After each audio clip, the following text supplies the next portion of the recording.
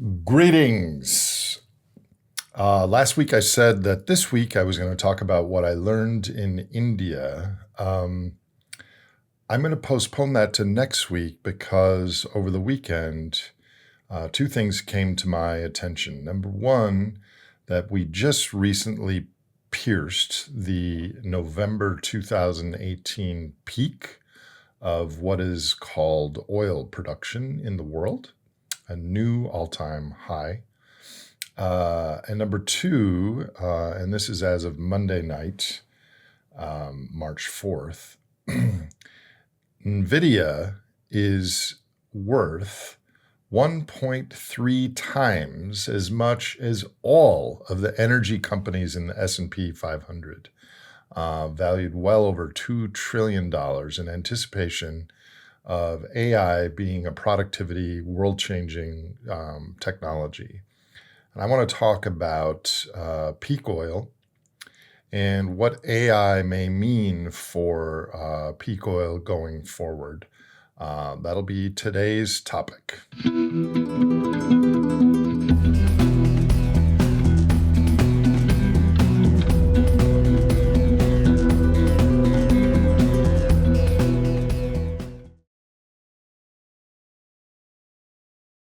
Okay, brief recap. Many followers of this show know that energy is incredibly correlated with economic output.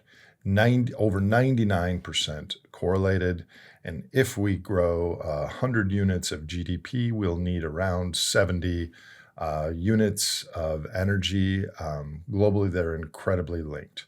Of all the energy we use, oil is perhaps the master resource because it is liquid at room temperature. It's incredibly energy dense. It's storable. It's transportable. It's versatile, and there's thousands and thousands of products we make from it.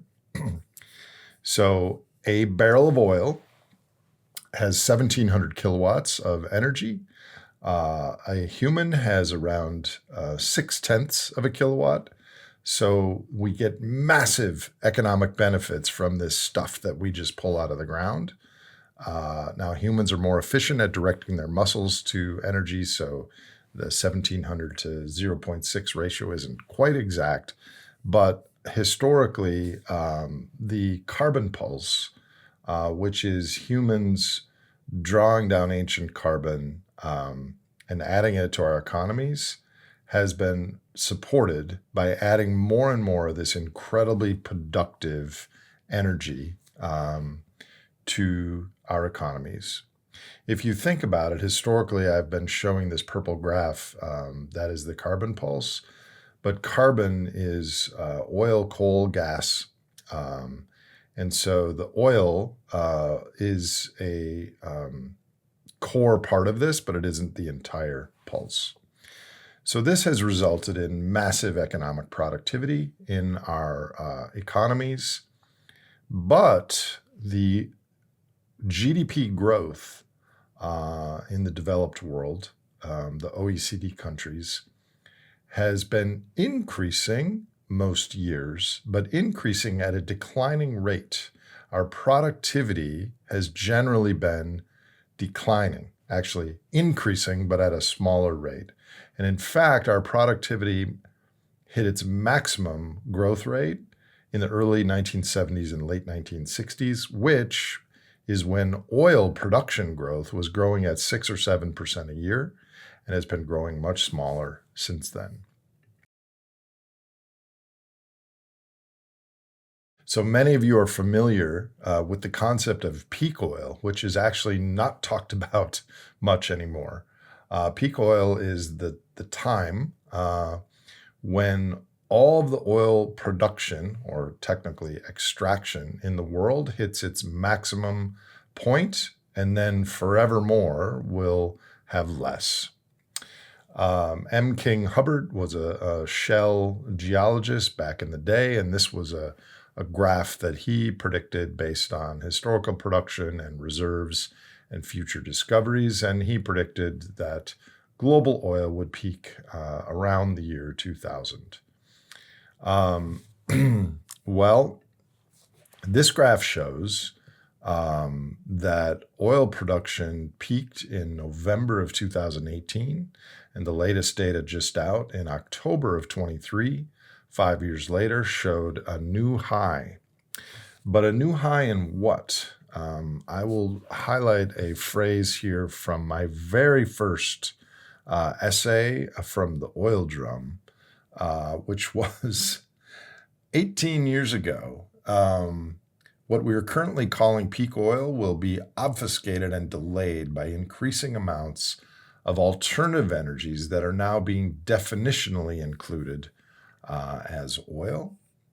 The logistical heuristic used by M. King Hubbard was not intended to include corn and sugarcane-derived ethanol, tar sands, natural gas liquids, in its predictive theory of basin depletion. The concept of peak oil, already not widely believed, will start to be very confusing and probably even more combative. So when we talk about oil, and Art Berman and I have had several conversations about this, we're increasingly morphing the definition to include things that are not really oil. So for instance, 26% of what we count as oil is least condensate in the United States, which isn't oil, but it largely functions as oil, except it's very, very light and can't be used for heavy machinery and distillates and things like that. But it's pretty similar to oil.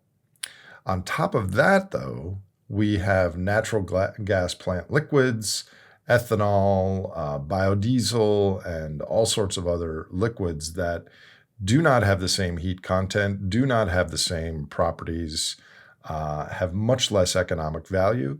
That is what just hit a new all-time high. In fact, crude and condensate is still almost 3 million barrels lower than it was a few years ago. So if we look at the importance of U.S. oil production, around 2/3 of this is shale oil or tight oil. And this tight oil, which was enabled by fracking and financially enabled by a lot of Wall Street debt, actually conventional what is oil peaked 20 years ago in 2004 and has been on this flat to slightly declining plateau since then. What has been increasing is deep water and oil sands, and particularly tight oil, and particularly the Permian, which my colleague and friend and provider of many of these graphs, Art Berman, has showed that they are starting to cannibalize and high-grade themselves. But tight oil in the United States accounted for around 10% of all oil production in the world. And as I've said before in this longish introduction to where I'm headed with this, frankly, we are on this Red Queen treadmill where we have to drill more, drill deeper, and get more wells just to offset the increasing decline rate of what has been drilled before. Every year, the new wells that were drilled in that year have an aggregate decline rate that is faster, steeper than the year before. So shale oil and debt and modern monetary theory and other regulatory things function as a larger straw. So they do get a little bit new oil out, but the majority of what they do is they just bring us closer to the slurping sound, because the straw that accesses the resources and, by the way, the pollution, the ecosystem services of the world is wider. So NVIDIA is like selling gold prospecting equipment to the miner 49ers in the California gold rush.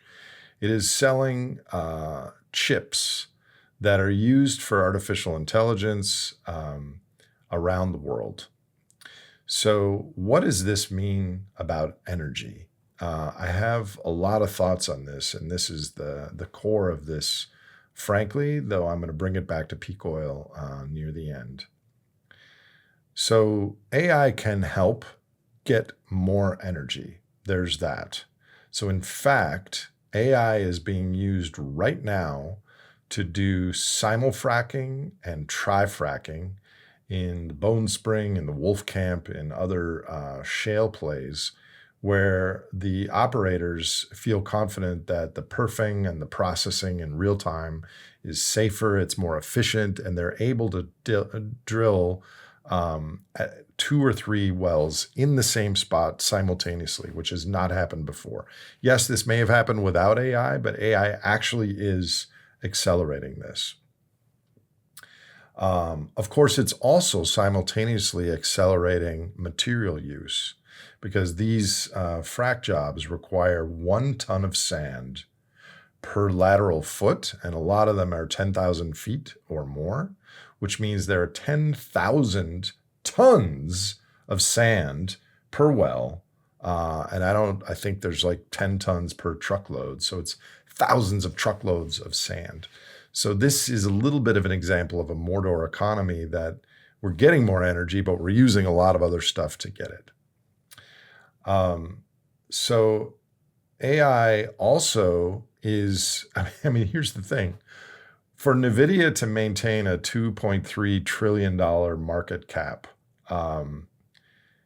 what is going to happen in the world to justify that? A lot more productivity and industrial use of AI and demand for more chips, and basically another internet boom, which will demand more energy.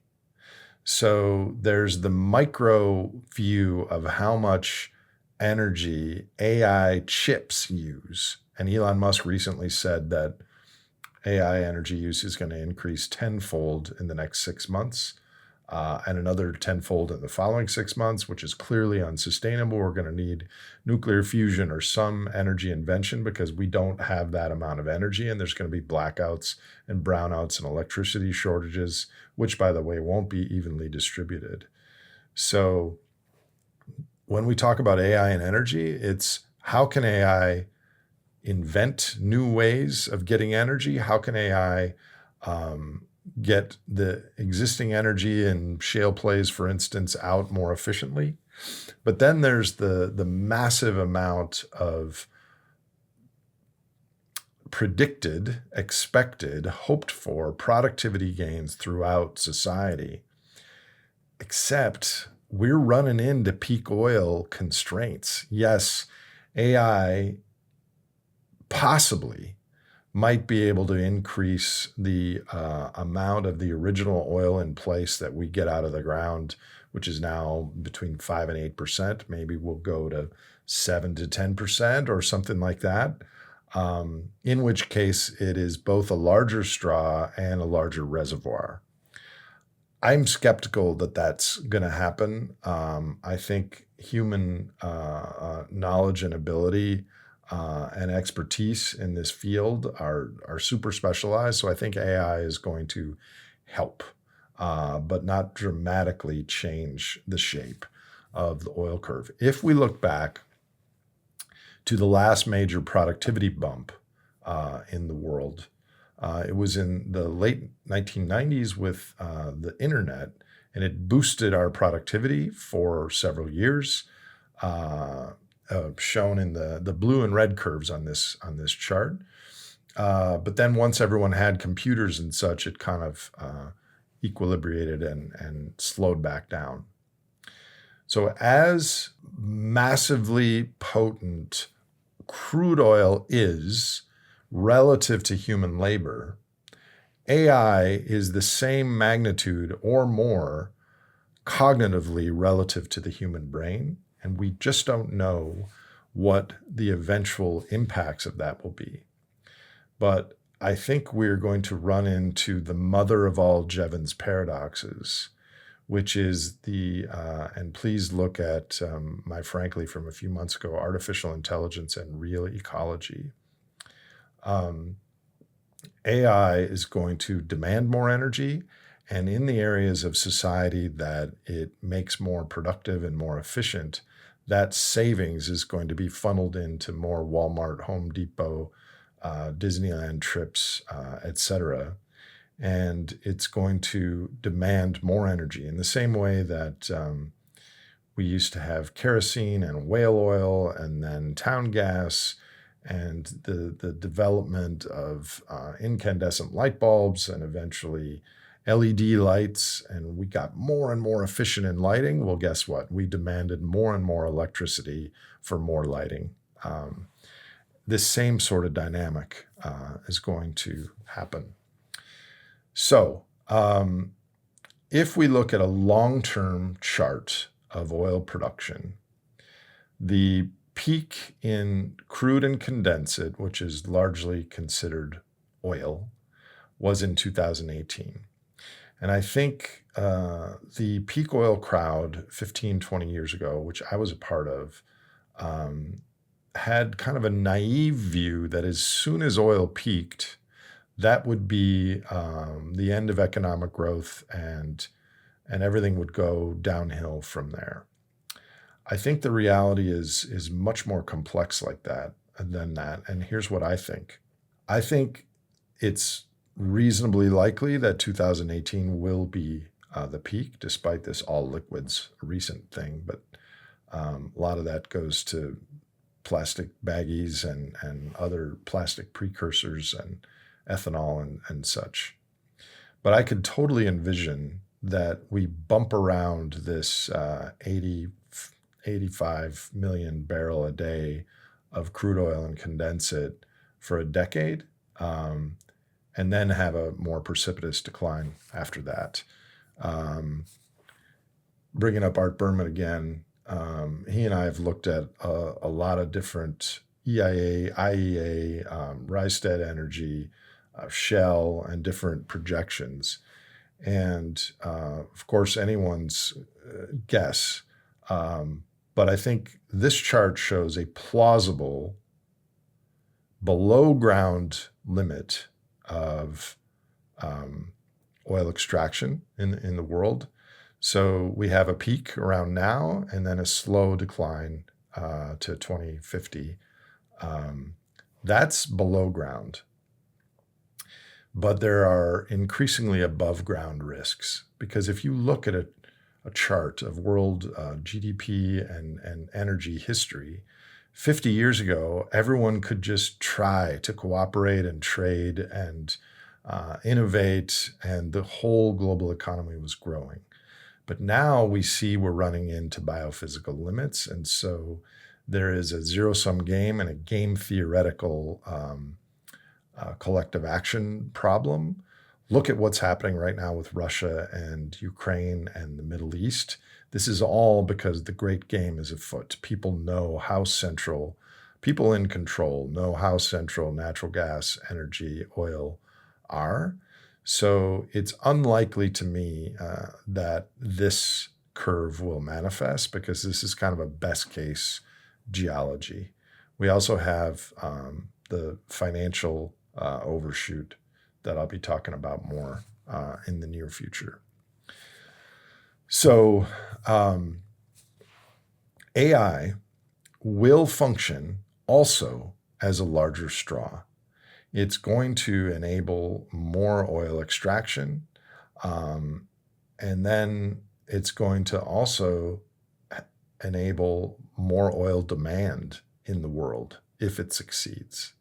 Of course, the challenge is, if AI extends the plateau of oil, and my recent realization is with AI, we're going to possibly extend economic growth enough that the ecosystem damages to the oceans, the earth, the climate are themselves going to become the limiting variable to economic growth, which I didn't think would happen before a financial simplification, and still may not. but AI at least is making that possible. And by the way, if we think about the carbon pulse, DJ White and I, who created that term for our Reality 101 materials, meant it to mean how much carbon humans pulled from the earth and burned for our economies. But from a wide boundary sense, the carbon pulse also should include the carbon that is liberated from biological systems due to the higher heat and global climate heating that is releasing carbon from shallow oceans, methane hydrates, permafrost. And so the total carbon pulse is actually much higher than oil, coal, gas. It's all these biofeedbacks as well. And this suddenly becomes very prominent in my mind as, I was going to say risk, but I almost feel inevitability unless something massively changes. So here are my brief conclusions of this wordy, frankly. Energy, especially oil, is central to our way of life.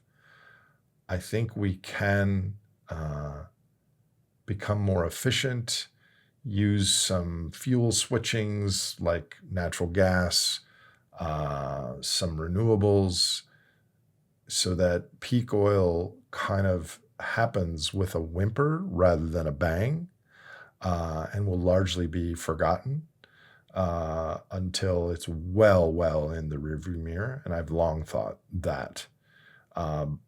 But AI is this new wild card because AI is going to demand more energy.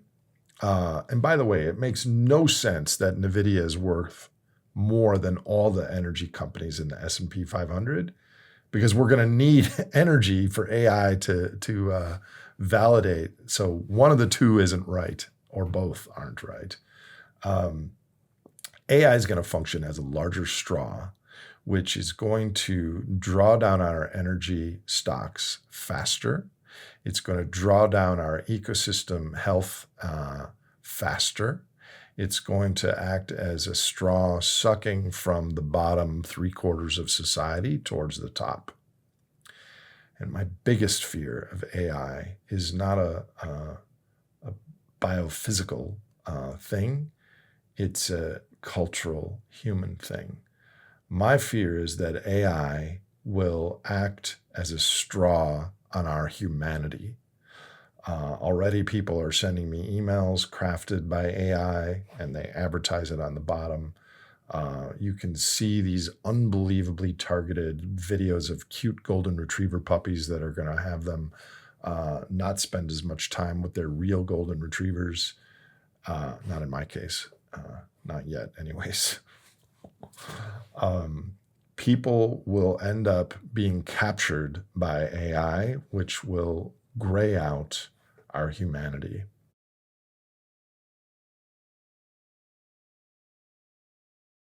Artificial intelligence, or I actually prefer simulated intelligence, is an amazing discovery by our species that could, in theory, dramatically alter human and our planetary future for the better.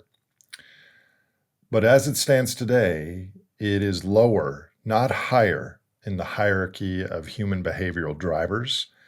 And I think on the present course, it's going to be owned and used by entities and human beings en route to maximizing power and profits. And under that scenario, it is going to complete the human journey to left brain dominance in our culture and leave destruction in its wake. Long live peak oil. It is a complex subject from a wide boundary sense.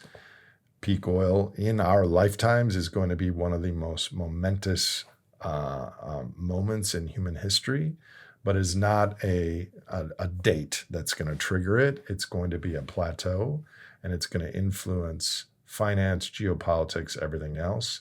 AI is the new kid on the block.